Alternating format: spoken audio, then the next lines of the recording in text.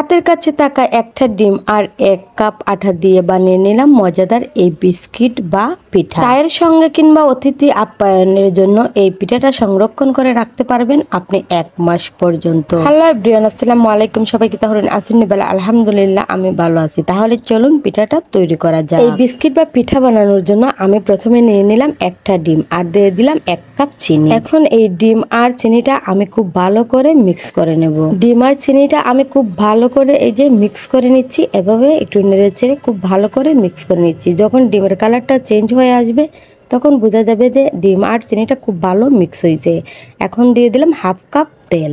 তেল সহ আবারও ডিম আর চিনি একসাথে খুব ভালো করে মিক্স করে নিচ্ছি। যখন ডিম চিনি তেল খুব ভালো মিক্স হয়ে আসবে তখন এই ধরনের একটা কালার চলে আসবে। এখন দিয়ে দিলাম 2 টেবিল চামচ গুঁড়া দুধ আর দিয়ে দিলাম সামান্য বেকিং পাউডার। তো সবকিছু একসাথে আমি খুব ভালো করে এই যে মিক্স করে নিলাম। এই যে দেখেন খুব ভালো মিক্স হয়ে গেছে কিন্তু। এখন দিয়ে দিলাম 1 কাপ আটা সহ সবকিছু একসাথে খুব ভালো করে মিক্স করে একটা ডো তৈরি করব। আচ্ছা যাই হোক, এখানে আমি 1 কাপ চিনি দিছি। চিনিটা অবশ্যই যার যার পছন্দ অনুযায়ী আপনারা চাইলে চিনিটা বাড়িয়ে বা কমিয়ে দিতে পারেন। এই যে এখন হাত দিয়ে মথে মথে আমি একটা সুন্দর ডো তৈরি করব। আমার মনে হচ্ছে এখানে আরেকটু আটা লাগবে, আমি আরেকটু আটা দিয়ে দিলাম। দিয়ে খুব ভালো করে এই যে আটার সঙ্গে আবারও মিক্স করে নিচ্ছি। এইভাবে হাত দিয়ে মেখে মেখে খুব ভালো করে মিক্স করে নেবেন। যখন এইরকম শক্ত ডো তৈরি হয়ে আসবে তখন খুব ভালো করে এই যে আটাটা মিক্স করে একটা সাইডে রেখে দিবেন 2 মিনিটের মতো। 2 মিনিট পর এই আটাটা আরও সফট হয়ে আসবে, তখন আর শক্ত থাকবে না। এই যে আমি আবারও একটু মেখে নিচ্ছি। তো এইভাবে হাত দিয়ে আমি আরেকটু মেখে নিই যাতে আটাটা আরও সফট হয়। তো আমার আটাটা আরেকটু সফট করে মেখে নিলাম।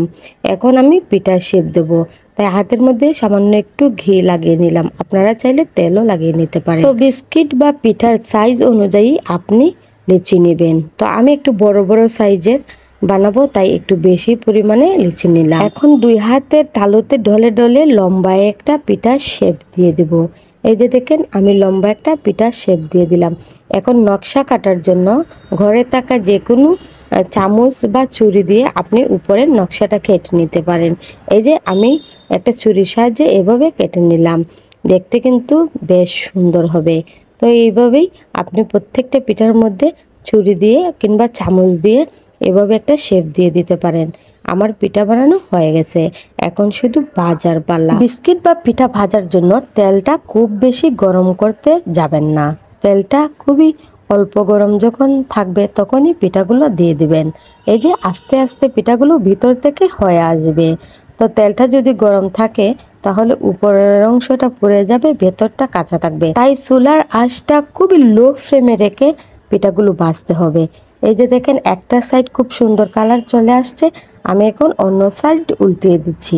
এইভাবে পিঠাগুলো খুবই অল্প আঁচে ভাজতে হবে। চুলার আগুনটা লো আঁচে রেখে পিঠাগুলো ভাজার পর পিঠার ভিতরটা অনেকটাই মুড়মুড়ে হয়ে যাবে। উপরটা যেমন কুরকুরে মুড়মুড়ে দেখা যাচ্ছে, পিঠার ভিতরটাও কিন্তু মুড়মুড়ে হয়ে যাবে।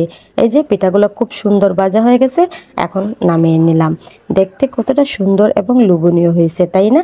এই পিঠাগুলো আপনি বানিয়ে সংরক্ষণ করতে পারবেন প্রায় 1 মাস। যে কোনো অতিথি আপ্যায়নে চায়ের সঙ্গে এই পিঠাগুলো কিন্তু খুব ভালো যায়। আশা করি আমার এই পিঠার রেসিপি আপনাদের কাছে অবশ্যই খুব ভালো লাগবে। যদি ভালো লাগে অবশ্যই ভিডিওতে লাইক, কমেন্ট এবং ভিডিওটি শেয়ার দিয়ে দিবেন। তো আজকের মতো বিদায়, সবাই ভালো থাকবেন, সুস্থ থাকবেন।